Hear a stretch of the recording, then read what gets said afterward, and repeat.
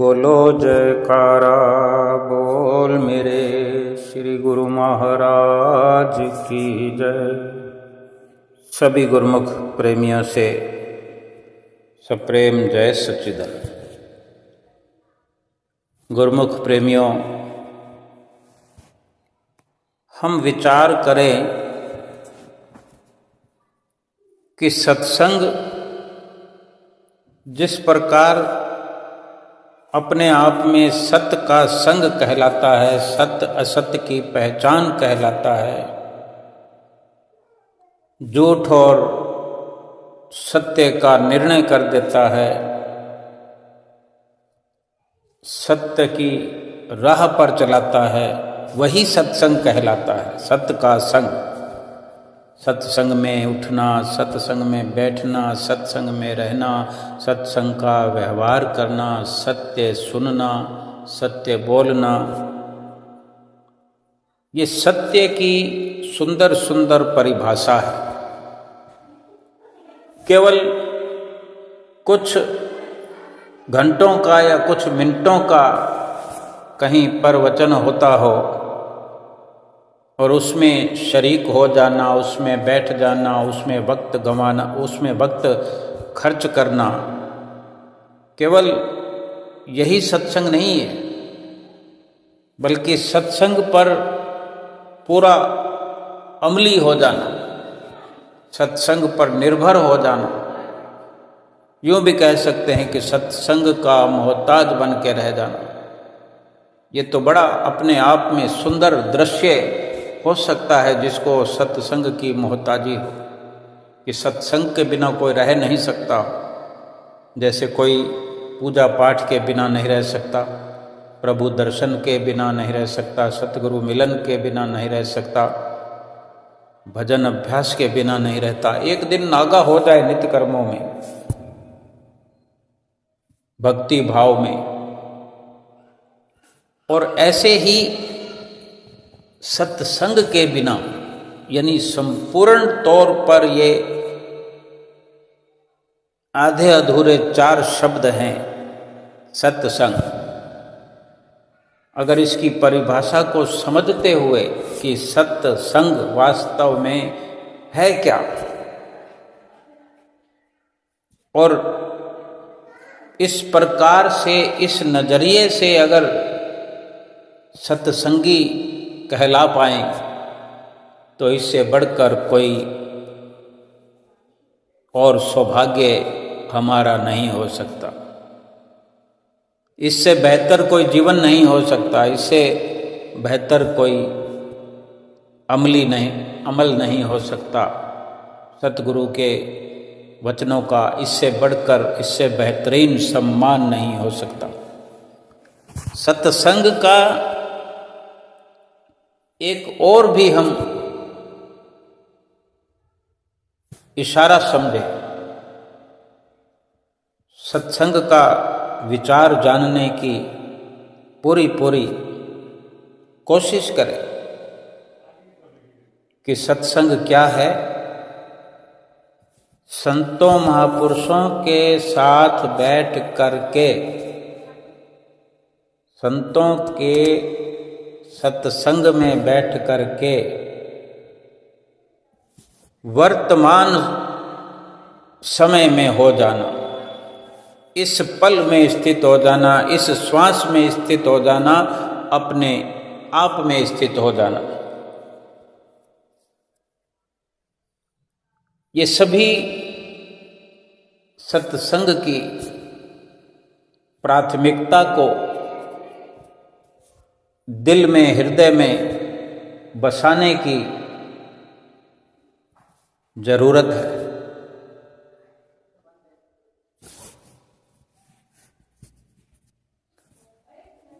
यानी यदि हम श्रद्धा और विश्वास के साथ होश पूर्वक, पूर्ण होशो हवास में संतों के, महापुरुषों के वचनों को सुनते हैं, अमल करते हैं, तो हम ये महसूस करेंगे कि हम बीते हुए कल और आने वाले की परछाई को पकड़े हुए फिर से ठीक से समझने का प्रयास करें कि महापुरुष क्या समझाना चाहते हैं।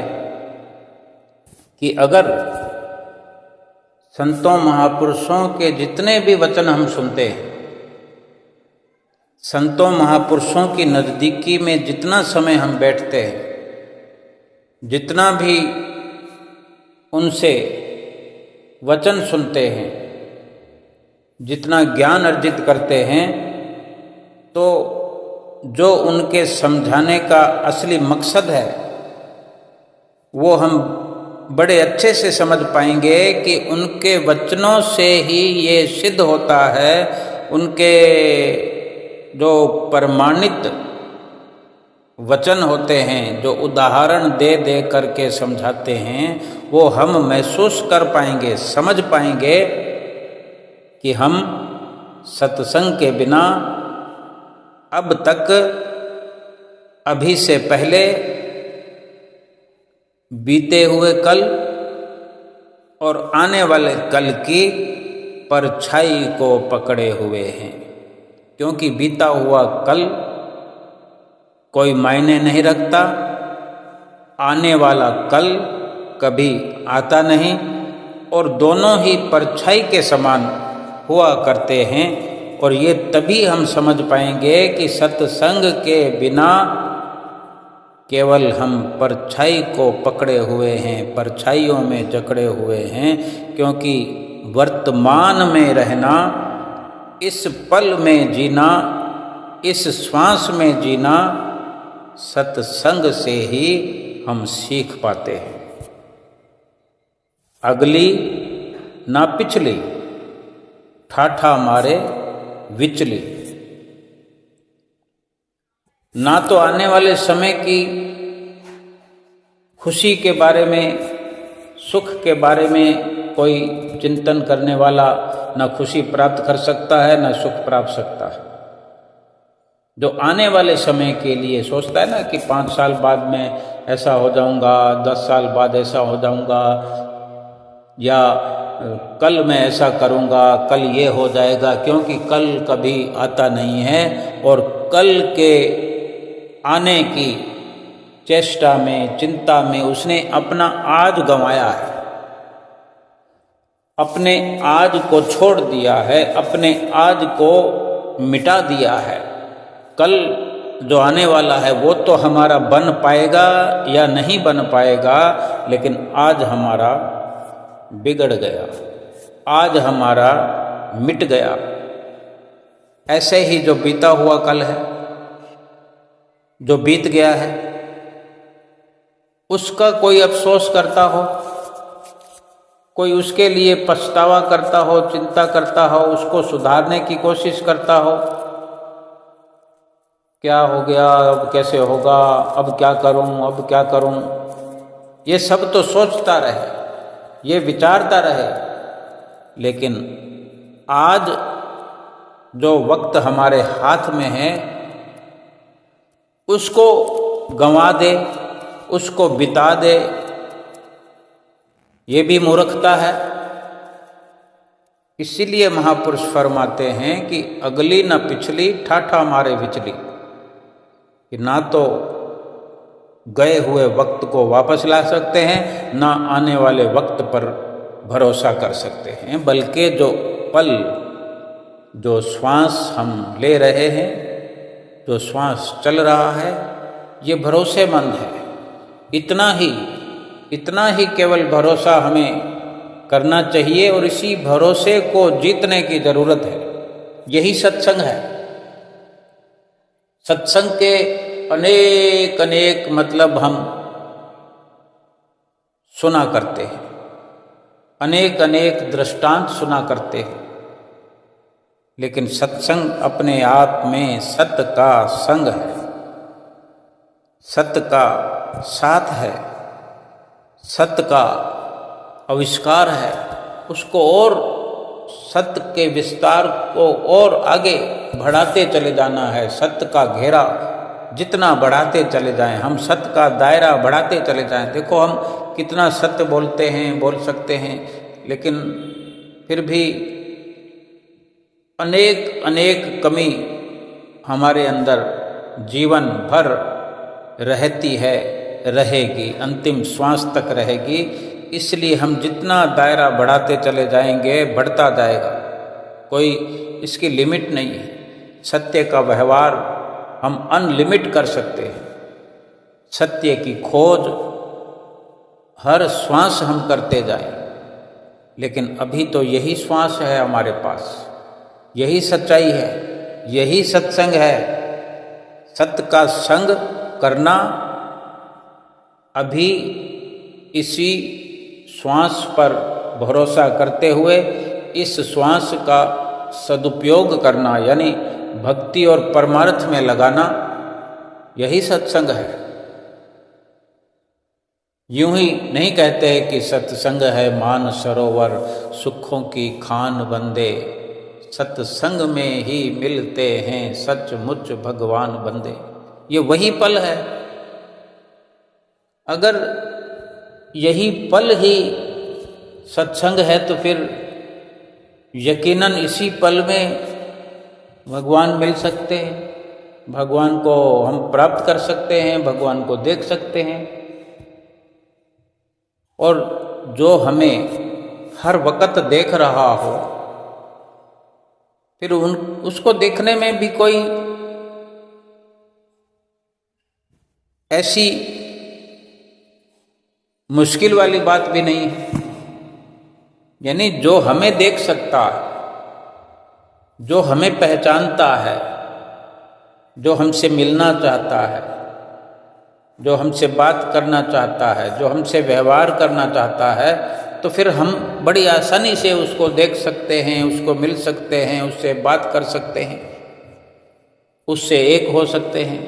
लेकिन आज हम देखते होंगे, समझते होंगे कि दुनिया में सबसे जटिल काम कोई है तो वो यही है कि परमात्मा से, प्रभु से मिलना, मिलाना, उससे बात करना, उससे रूबरू होना, उससे एक होना।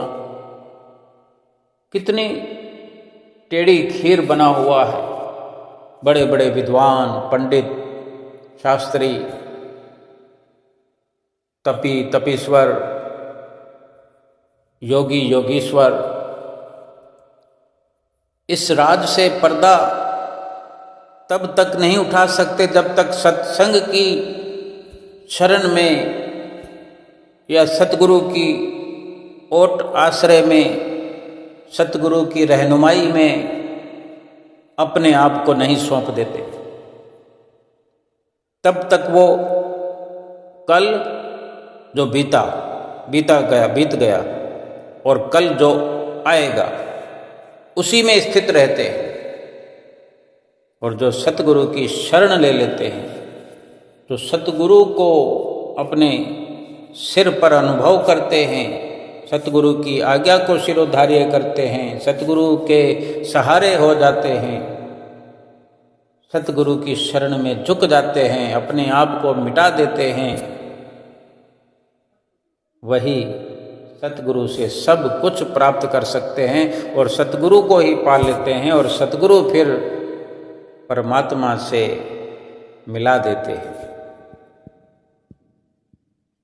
और यूं जब तक हम अपनी मर्जी से, मन की मर्जी से बेशक कितना ही क्यों ना प्रयास करें,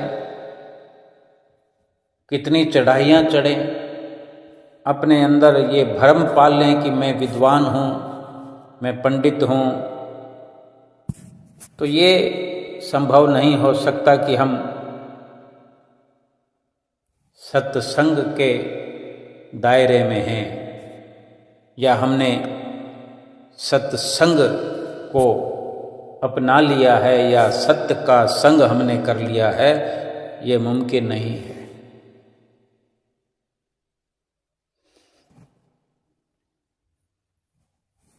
जबकि सत्य का द्वार, प्रभु मंदिर का द्वार इस वर्तमान समय में खुला हुआ, इस पल इसी श्वास में खुला हुआ है। और जिस दिन हम वर्तमान में होकर महापुरुषों के वचनों के अनुसार भजन, सुमरन, प्रभु दर्शन, प्रभु नाम के साथ जीवन जीना सीख गए, उस दिन से हम इस संसार में ऐसे रहना सीख जाएंगे जैसे जल में कमल रहता है।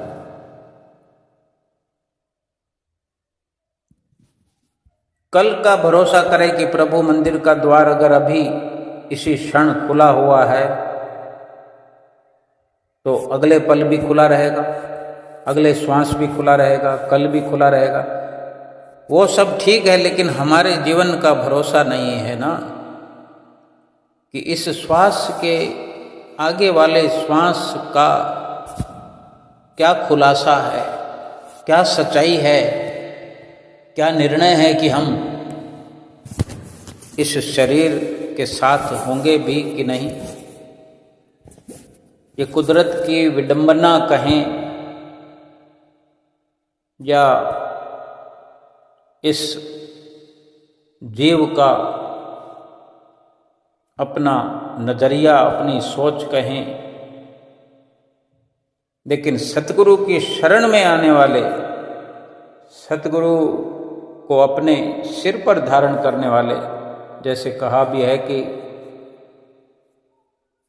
गुरु को सिर पर राखिए, चलिए आज्ञा माही, कहे कबीर इस जीव को तीन लोक डर नाही।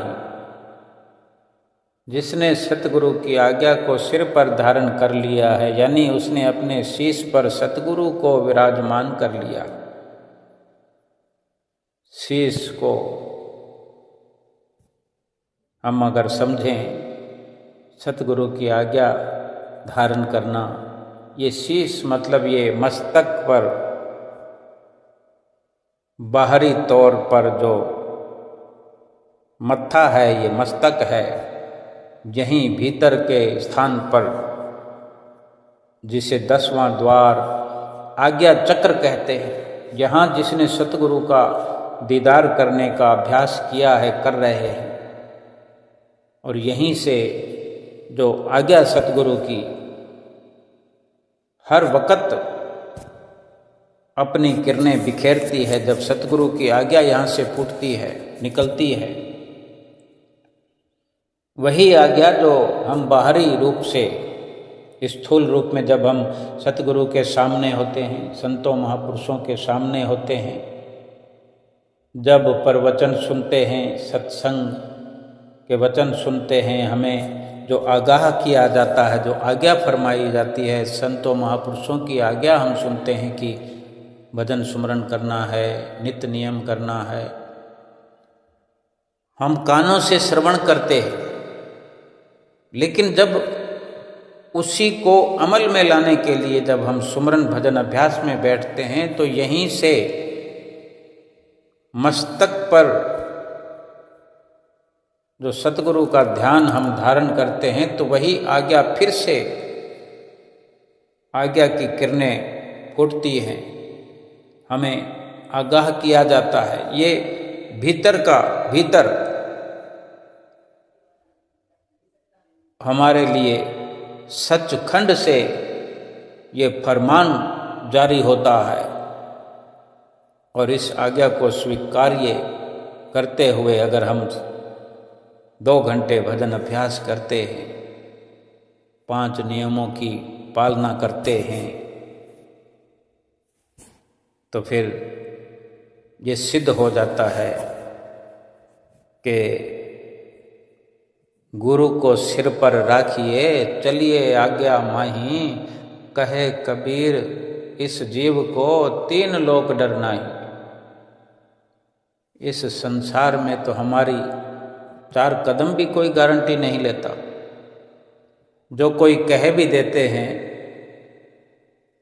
कि मैं तुम्हारा ध्यान रखूंगा, वक्त ज़रूरत काम आऊँगा, तो ठीक से हम अनुमान लगा करके देखें, अपना अनुभव अपना अनुभव अपने आप से साझा करें कि क्या वाकई वो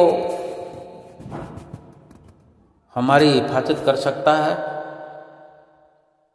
चाहे कोई भी हमें संसार का व्यक्ति जिन पर हम हद से ज़्यादा यकीन करते हों, हद से ज़्यादा प्रेम करते हों, प्यार करते हों, भरोसा करते हों, क्या वाकई वो हमारी सुरक्षा कर सकते हैं या उन्हें स्वयं को सुरक्षा की दरकार है। क्या कोई ऐसा दुनिया में है जो हमारी झोलियां भर सकते हैं,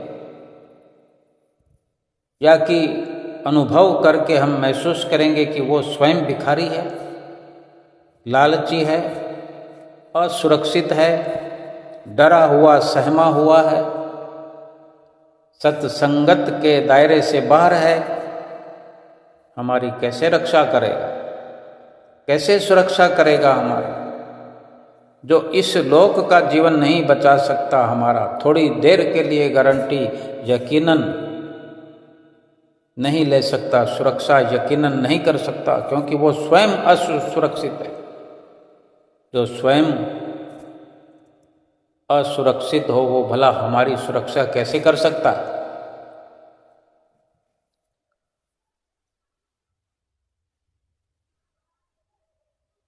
भूत और भविष्य काल में रहने वाले, भूत और भविष्य का आसरा लेने वाले, भूत और भविष्य के लिए चिंता और परवाह करने वाले, अफसोस करने वाले, वो किसी के सगे नहीं हो सकते, क्योंकि वो परछाइयों का ओढ़ना ओढ़ करके जीवन व्यतीत कर रहे हैं। परछाइयों में क्या सच्चाई होती है? किसी बंगले की परछाई हो, किसी पेड़ की परछाई हो, किसी व्यक्ति की परछाई हो, और पेड़ की परछाई हो, उस परछाई के अंदर, परछाई कहें या चित्र कहें, पेड़ पर फल और फूल लगे हों, वही पेड़ जो दीवार पर अंकित हो, चित्र बना हुआ हो, वो फल क्या किसी की भूख मिटा सकते हैं? क्या वो किसी को छांव दे सकते हैं? क्या किसी का मार्गदर्शन कर सकते हैं?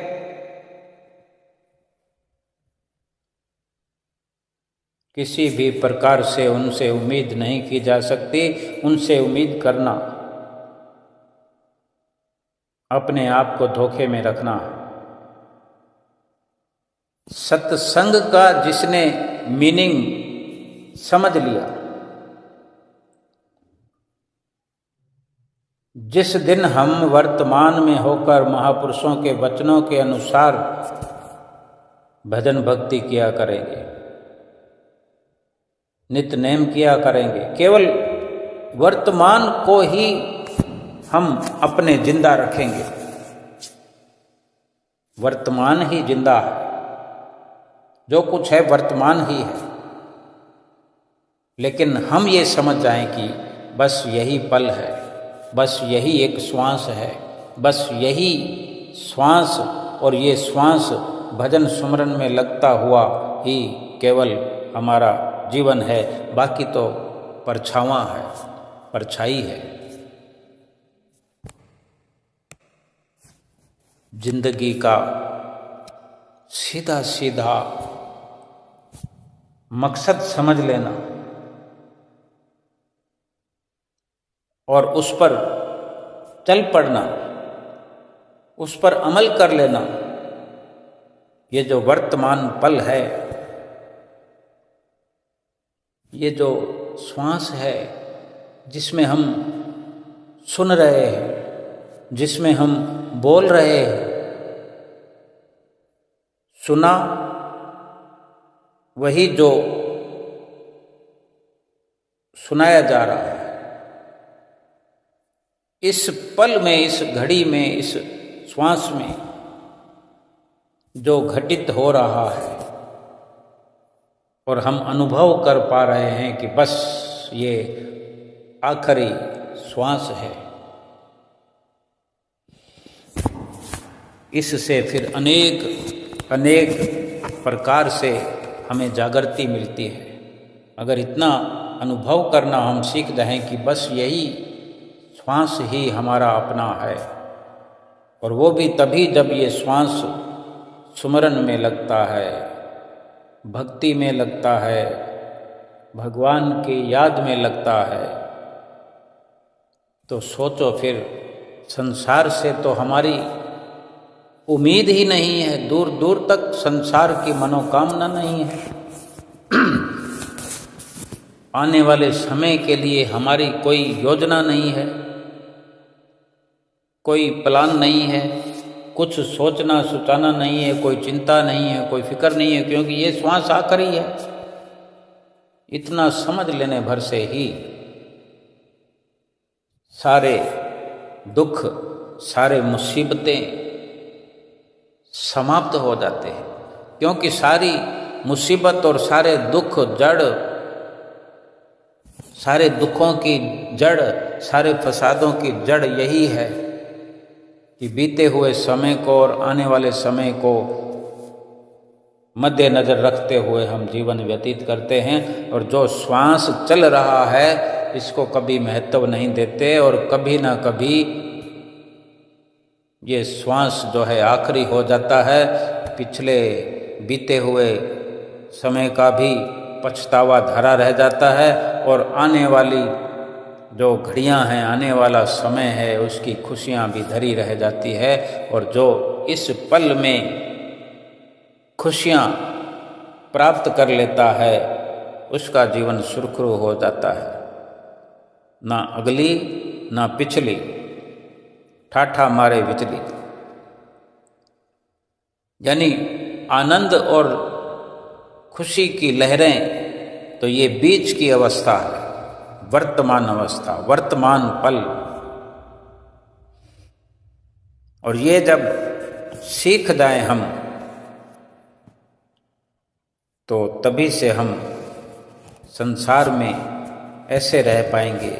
हमारा संसार में रहना ऐसे हो जाएगा कि जैसे पानी में कमल रहता है। अनेकों बार हमने ये दृष्टांत महापुरुषों के सुने हैं, पढ़े भी हैं, दूसरों को भी सुनाए हैं, पढ़ाए हैं। जैसे जल में कमल निरालम, मुरगाबी नेसाणे, सुरत सबद भव सागर तरिए, नानक नाम बखाने। कि जैसे जल में कमल रहता है, जल से बिल्कुल अलग, जल से न्यारा। न्यारे का भाव यही है कि जल के अंदर पड़ा हुआ है, लेकिन जल के ऊपरी सतह पर है, डूबता नहीं है। और बड़ी सिफत वाली बात यह है कि जल से हर वक्त न्यारा, यानी जल का असर उस कमल पर नहीं होता। जल में भीगा हुआ कभी कमल नहीं होता। जब भी बाहर निकालो तो कमल का फूल शुष्क होता है, खुश्क होता है, पानी से रहित होता है। ऐसे ऐसे प्रमाण इस विधाता ने इस दुनिया में जीवन जीने के लिए रखे हुए हैं, लेकिन समझाए कौन? सतगुरु समझा रहे। ये सारे शब्द जो हैं श्री रामायण जी में, गीता जी में और अन्य सभी शास्त्रों में, ग्रंथों में लिखे हुए हैं, लेकिन अपने आप से समझ में आने वाले नहीं हैं। और अगर हम सत्संग में और सतगुरु की शरण में जाने वाले नहीं हैं, तो फिर संसार में रह कर के संसार से अलग हो सकने वाले भी नहीं हैं। क्योंकि वो सोझी, वो समझ, वो सतगुरु की संगत सोबत से ही मिल सकती है। इसी प्रकार सुरत शबद भव सागर तरिए, नानक नाम बखाने। गुरु नानक देव महाराज जी कथन करते हैं कि जैसे जल में कमल निराला रहता है, ऐसे ही सुरत अपनी ध्यान अपना शब्द के साथ जोड़ दो। सुरत और शब्द एक हो जाए। अपना ध्यान जो संसार में लगा हुआ है ना, आने वाला समय, बीता हुआ समय, संसार के सभी तरफ ये ध्यान फैला हुआ है, सुरती भटकी हुई है, फैली हुई है, यही सुरती शब्द में जुड़ जाए तो सुरत शब्द भव सागर तरिए। ये सागर है, संसार सागर है। इसमें ये जीव अपनी सुरत को शब्द के साथ जोड़कर इस भव सागर से पार हो सकता है, पार उतर सकता है। ये गुरु नानक देव महाराज जी कथन कर रहे हैं।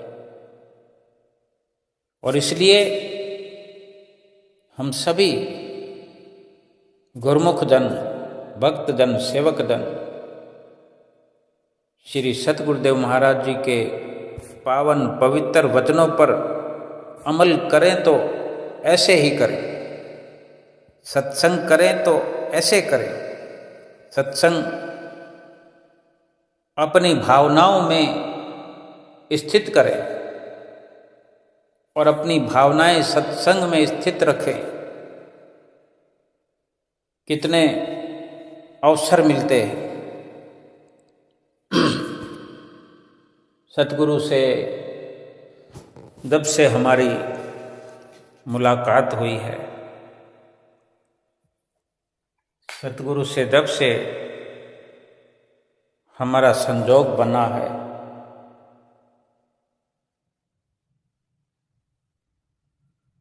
कि उनकी संगत सोबत में बैठने का अवसर मिलता है, उनको बार बार देखने का अवसर मिलता है, और जो उनसे लज्जत भरे वचन, उनसे मीठे मीठे अमृत तुल्य वचन सुनने को मिलते हैं, हमारा व्यवहार फिर कहाँ से कहाँ चल पड़ता है। सतगुरु के नज़दीक हम जाते हैं, दर्शन करने के लिए योजना बनाते हैं, सोचते रहते हैं। जब सतगुरु से प्यार हो जाता है तो सतगुरु से जो संबंध हो जाता है, एक रिश्ता हम बना लेते हैं। सतगुरु ने तो बनाया हुआ है, सतगुरु तो हमें जानते हैं, लेकिन जब हम जानने का प्रयास करते हैं, जब हम मिलने का प्रयास करते हैं, उनके नज़दीक होने का प्रयास करते हैं, तो किस प्रकार फिर अपने सतगुरु से मिलने के लिए हम वो अवसर खोजते रहते हैं। धीरे धीरे जब ये हमारे कदम सतगुरु की ओर बढ़ने लगते हैं, अंदर से विराग उत्पन्न होने लगता है। वो सत्संग के वचन जो गहराई में उतरते हैं या हम गहराई से उनका चिंतन करने लगते हैं, चित्त में बसाने लगते हैं, फिर ये ख्याल हमारे अंदर उभरते हैं, मैं कब दर्शन करने जाऊं, कब जा पाऊं, इस पर्व पे जाऊं, वैसाखी पे जाऊं, व्यास पूजा पे जाऊं, होली पे जाऊं, दिवाली पे जाऊं, माघी पे जाऊं, भंडारे पे जाऊं, जन्मदिन पर जाऊं, भंडारे पे जाऊं। सारे ऑप्शनों को हम तलाशते रहते हैं, सारे अवसरों की संभाल करते रहते हैं, किसी न किसी में अपने आप को फिट कर लेते हैं। फिर योजनाएं बननी शुरू होती है, कौन से कलर का मैं सूट सिलाऊं जो मैं सतगुरु के आगे जाऊं। तो ये एक नए रिश्ते की पहचान उजागर हो रही है। हमारी सोच, हमारे भाव ऐसे उमड़ रहे हैं कि जो जैसा भी विचार हो, जैसा भी ख्याल हो, धीरे धीरे धीरे तरक्की होती जाती है। लेकिन इतना अपने आप में बड़ा सुख देने वाला अवसर हो जाता है कि हम सतगुरु के नज़दीक होते जाते हैं। सतगुरु के लिए क्या लेके जाऊंगा, कैसे मैं मत्था टेकूंगा, कैसे मैं मत्था टेकूंगी, सतगुरु से क्या मेरी बात भी हो सकेगी। और ये जितनी भी गहराई से हम विचार करते हैं, चिंतन करते हैं और सतगुरु के वचनों पर अमल करते हैं, तो फिर सारी की सारी जीत हासिल आसानी से कर लेते हैं। अपने तन से, मन से, धन से कुछ ना कुछ त्याग करना सीख जाते हैं हम। दुनिया वाले कुछ कहीं पर देते हैं तो उसे कहते हैं कि दान कर दिया, कोई मंदिर में या कोई ऐसे अवसरों पर जो कुछ देने का भाव रखते हैं या कुछ देते हैं उसको दान कहते हैं। लेकिन सतगुरु की जहाँ जिनके हृदय में सतगुरु की संगत सोहबत है, जिनको भीतर से और बाहर से सतगुरु की नज़दीकी प्राप्त है, सतगुरु की संगत से ये समझ आता है कि हम दान करने वाले कौन हो सकते हैं। दान तो हम प्राप्त कर चुके हैं सतगुरु से, फिर भी एक दुनियावी सोच के अनुसार भी अगर चलें तो सतगुरु हमारे जीवन में क्या मायने रखते हैं, हम उनको कैसा जानते हैं, कैसा समझते हैं कि ये शब्द इस्तेमाल किया जा सके कि हम सतगुरु को कुछ दान करने वाले हैं। क्या हम दानी हैं? हमारा तो कुछ हिस्सा सतगुरु स्वीकार कर ले और हमारे जीवन का उद्धार कर दे, हमारे अनेकों अनेकों पापों से हमें छुटकारा दिला दे। हम जाने क्या क्या कितने जन्मों से पाप करते रहे, चोरियां करते रहे, ठगियां करते रहे, जो इस जीवन में ये अवसर हमें मिला, सतगुरु ने ये अवसर हमारे करीब ला दिया कि हम तन से, मन से, धन से कुछ अर्पण करके अपने जीवन को सकारत कर लें। कबीर साहब जी ने बड़े सुंदर शब्दों में कहा है कि चिड़ी चोंच भर ले गई, नदी न घटियो नीर, दान दिए धन ना घटे, कह गए दास कबीर। कि दान देने से धन घटता नहीं है, बढ़ता है, बढ़ता जाता है, बढ़ता जाता, जाने कितने गुना बढ़ जाता है। यानी भगवान ने हर किसी को, हम सबको दिया है, तो सभी को दान करना चाहिए। दानी कभी घाटे में नहीं रहता, दान तो कई गुना बढ़कर रहता है।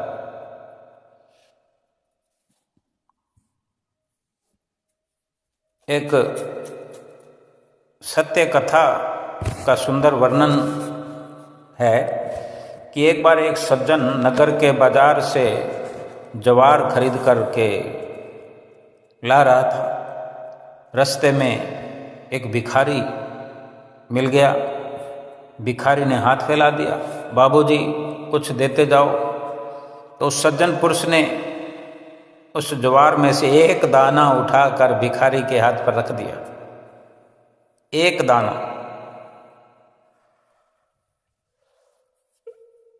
अब ये हकीकत है या कहावत है, कथा है, क्या समझाना चाहते हैं हम समझने का भाव रखें।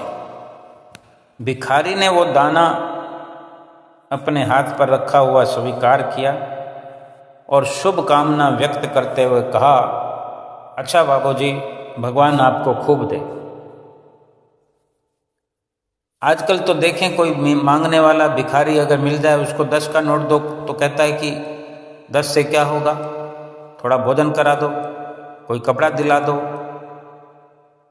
और ये सब चीज़ें कुछ करें। अगर खाना खिला दें किसी को तो फिर वो कहता है कि कुछ पैसे दे दो, कुछ और चीज़ मांग लेता है, कोई बर्तन मांग लेते हैं। यानी संतुष्टि नाम की कोई चीज़ नहीं है। तो ये समझने का विषय है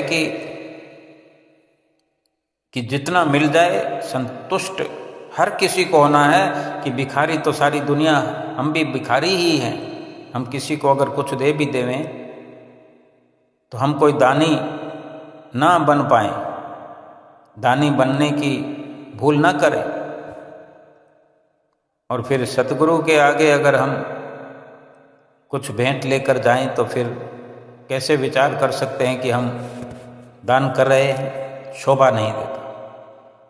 तो उस सज्जन ने जो एक दाना जवार का उस भिखारी को दिया, और शुभ कामना जो उसने भिखारी ने दी कि आपको खूब मिले, भगवान आपको खूब दे। तो घर पहुंचकर उस सज्जन ने वह ज्वार अपनी घरवाली के हाथ में सौंप दी। जब वो उसे पकाने के लिए, साफ करने के लिए ज्वार के दानों में से वो साफ करने लगी, तो ज्वार के दानों में से एक सोने का दाना दिखाई दिया। अब ज्वार के दाने तो छोटे ही होते हैं, बड़े आश्चर्य की बात है। सोने का दाना देखकर वो भी हैरान हो गई। पत्नी ने तुरंत पति से कहा कि आप जिस दुकान से ज्वार खरीद कर लाए वो तो आज घाटे में रहा होगा, उसके साथ धोखा हुआ होगा। उसका एक सोने का दाना गलती से इस ज्वार में आ गया है, जाओ उसे लौटा कर आओ। तो पति को तो मालूम था कि बीच में भिखारी मिला था, उसकी याद आ गई। पति ने माथे पर हाथ रख कर कहा, माथा ठोक कर, कि धोखा और घाटा उस दुकानदार को नहीं हुआ, धोखा और घाटा तो आज मेरे साथ हो गया। पत्नी ने पूछा, वो कैसे? पति ने गंभीर स्वर में कहा, मैंने आते समय एक भिखारी ने जो मेरे से कुछ भीख मांगी तो मैंने केवल एक ज्वार का दाना ही उसको दान में दिया था, और केवल उसी की दुआ से भगवान ने सोने में उस दाने को बदल दिया। और मैं धोखे में, ठगी में ऐसे रहा कि अगर मैं मुट्ठी भर देता तो आज हमारी गरीबी दूर हो जाती, हमें बार बार खरीद करके ना लाना पड़ता, भंडार भर जाते हमारे।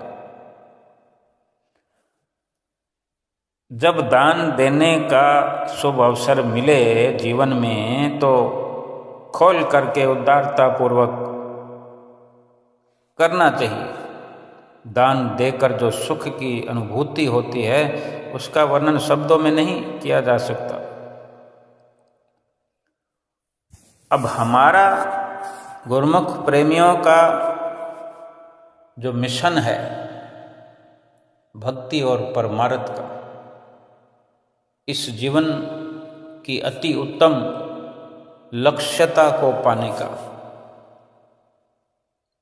हम दान के भाव से सतगुरु के आगे ना जाया करें। हम उसके बदले में अनेक होकर मिले, इस भाव के साथ जाने की जरूरत नहीं है,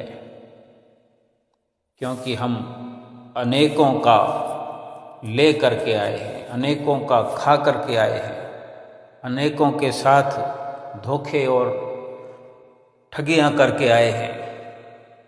वो कम हो जाए, वो पापों का बोझ, वो दुखों का बोझ कम हो जाए, इस भाव से जो भी हम लेकर जाएं सतगुरु के आगे नतमस्तक हो करके, विनम्र हो करके भेंट करें और उम्मीद करें कि मेरे सतगुरु बड़े प्यार से आशीर्वाद दे करके वो स्वीकार करें और कहाँ से क्या करना है ये सतगुरु जाने, लेकिन हमारे जीवन का उद्धार करे, हमें भवसागर से पार करे। और सोचो, जिसको सतगुरु की शरण मिल गई है, जिसको सतगुरु की संगत सोबत मिल गई है, जिसको सतगुरु की संगत से ये समझ मिल गई है कि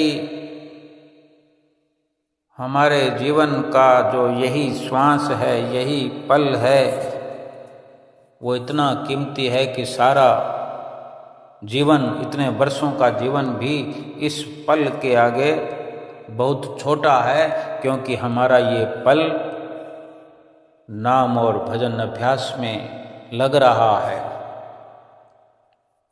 और ये नाम सतगुरु ने हमें दान में दिया है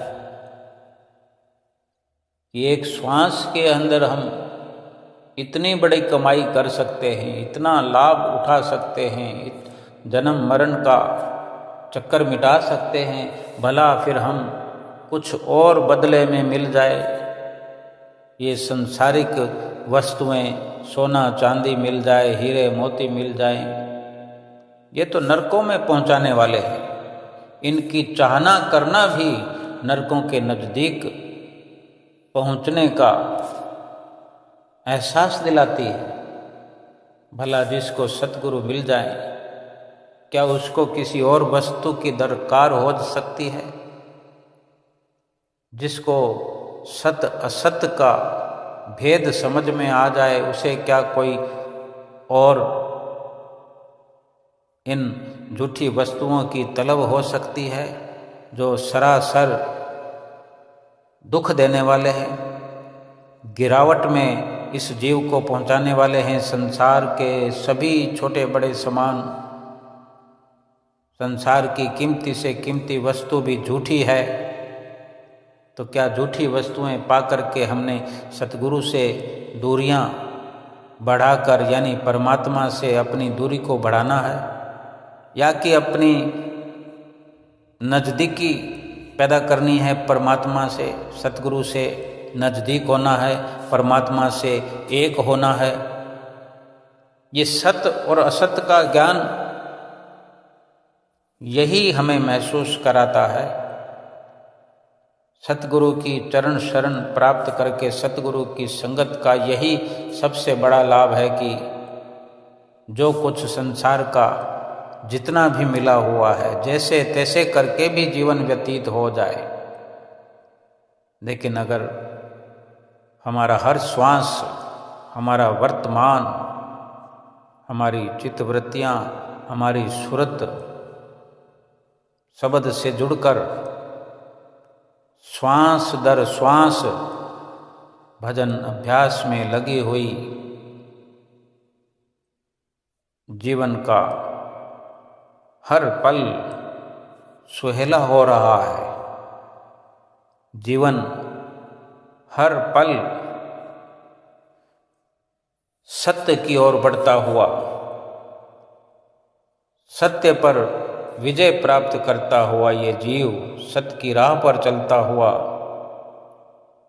सतगुरु की शरण में आया हुआ, अपने इस जीवन के लक्ष्य को पूरा कर रहा है, जीवन के लक्ष्य को हासिल कर रहा है।